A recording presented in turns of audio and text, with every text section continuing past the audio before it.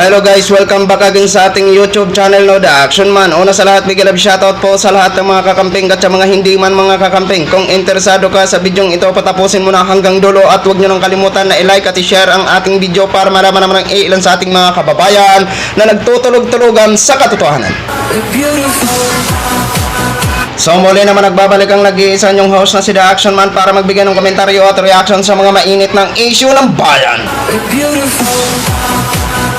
So ito ho mga ka-action, mga kakamping, no, may gusto lang ho ako na i-share sa inyo. Dahil nga po nagsimula na ang military exercises o balikatan dyan sa West Philippine Sea na kung saan ay may lawak po ito na 200 nautical miles at hindi ho natin inaangkin ang buong karagatan na yan kung hindi may mga part lang ho tayo na sariling atin na kung saan iginigiit ng China at pinipilit ng China na sa kanila.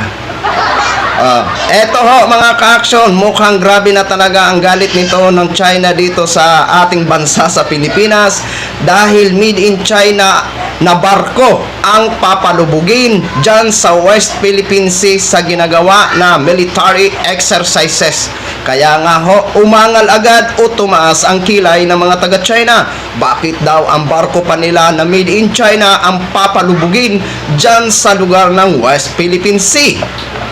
Diba?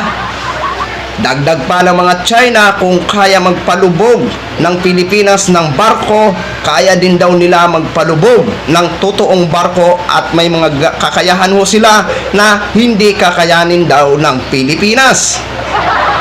So ito ho mga ka-action, panoorin po muna natin ang balitang ito. Balak palubugin sa balikatan exercise ng Pilipinas at Amerika ang isang barkong made in China. Pinalaga naman yan ng China at saka nagbanta. Nasa frontline na balita ngayon si Brian Castillo. Ito ang BRP Lake Caliraya na dating BRP Lapu-Lapu.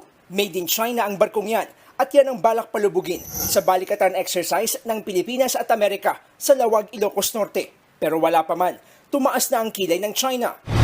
Sa article ng Global Times na kontrolado ng China, tila nanunubok daw ang Pilipinas sa pagpili sa BRP Lake Caliraya para magsilbing enemy ship sa balikatan exercise. Sakaling mapalubog man ng Pilipinas ang naturang barko, huwag daw masyadong ma-excite at mag-ilusyon na kaya rin itong magpalubog ng mga totoong barko. May hangganan din daw ang pasensya at pagpipigil ng China at handa silang gumawa ng hakbang na hindi kakayanin ng Pilipinas.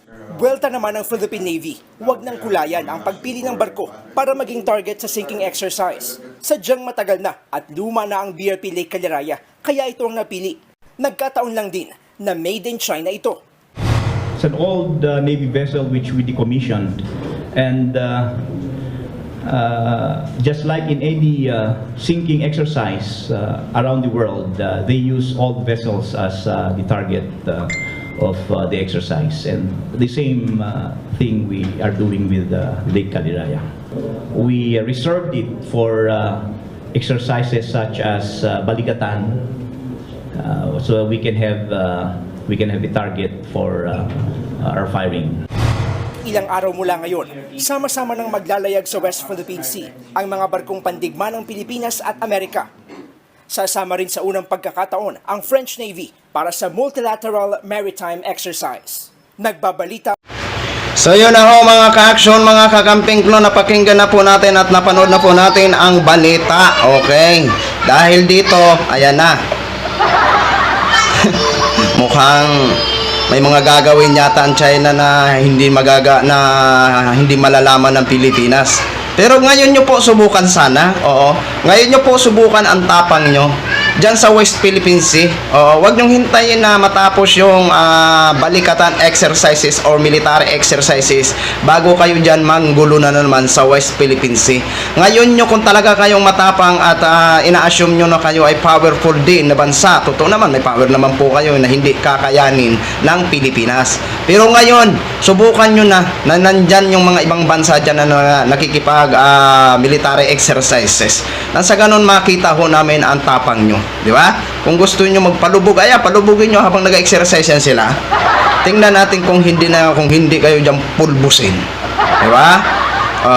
Nagagalit kayo dahil made in China ang napili. Hindi ba pwedeng nagkataon lang na yan ang napili dahil bulok na daw? Di ba? At lumang-luma na kasi, kaya dapat yan ang palubugin na. Yan ano lang naman yun eh. Hindi perkit na made in China ay masakit na sa loob nyo. Di ba? Perkit gawa nyo, eh masakit na sa inyo dahil ba sa naging konektado ang nangyayari ngayon na ang kasalukuyang administrasyon ay hindi sumasang-ayon sa mga kagustuhan nyo dyan sa West Philippine Sea na kung saan kinasanayan nyo nung panahon ni dating Pangulong Duterte. Kaya masakit sa inyo ngayon na ang gawa nyo na made in China na barko ang papalubugin dyan sa West Philippine Sea. Di ba? Huwag nyo na hong halu-haluan po ng mga kulay-kulay. Di ba? At wala na ho kayong pakialam kung anong gagawin dyan sa aming sariling sovereignty. Di ba? Kung may mga gagawin man kayo, doon man kayo sa inyong mga lugar magpasiklab. Di ba? Hindi pa ba kayo na talaga, hindi nyo pa talaga tanggap na kami ang Pilipinas ang may-ari ng ibang part ng West Philippine Sea na iginigiit na sa inyo? Di ba? Dapat konting respeto lang. Kung may mga isip kayo ng mga chikwa kayo, irespeto nyo ang naging resulta ng Abri Tribunal ruling na kami na ang pumapabor ay sa Pilipinas, na ang nagmamayari ang Pilipinas. Kaya doon po sana respetuhin nyo, di ba? Sinasabi nyo dapat respetuhin ang International Court. Eh kayo tong hindi nagre-respeto eh, di ba? Pilit kayo ng pilit sa sarili naming pasok kayo ng pasok sa sarili naming bakuran, tapos kayo pa itong parang biktima, di ba? Oh, ngayon kung gusto nyo talaga na manggulo, ngayon nyo nasubukan manggulo. Huwag nyo lang hintayin na matapos ang balikatan exercises, kasi hindi naman talaga yung kakayanin ng Pilipinas kayo, di ba? Eh kaya nga ho, naghihingi ng tulong ang kasalukuyang administrasyon sa iba't ibang bansa para makatulong sa pagdepensa dyan sa West Philippine Sea, sa anuman mga bagay na gagawin nyo dyan sa West Philippine Sea, di ba? Hindi nyo lang ho talaga matanggap. Kung ako sa inyo, para matigil na, kung gusto nyong katahimikan, hintuan nyo na yung pangkamkam na mga hindi sa inyo, di ba? Kasi masyado kayong sigurista. Oo, mahilig kayo mangkamkam ng hindi naman sa inyo. Yan ang totoo sa mga Chinese na yan. Mang-aagaw ng mga teritoryo. Di ba? So yun lang ho, mga ka-action, mga kakamping. Kaya-share ko lang ho sa inyo. Maraming salamat po sa ating mga viewers, Luzon, Visayas, at Mindanao, all over the world. Ako po ang inyong lingkod, si The Action Man. Have a good day, everyone. Beautiful.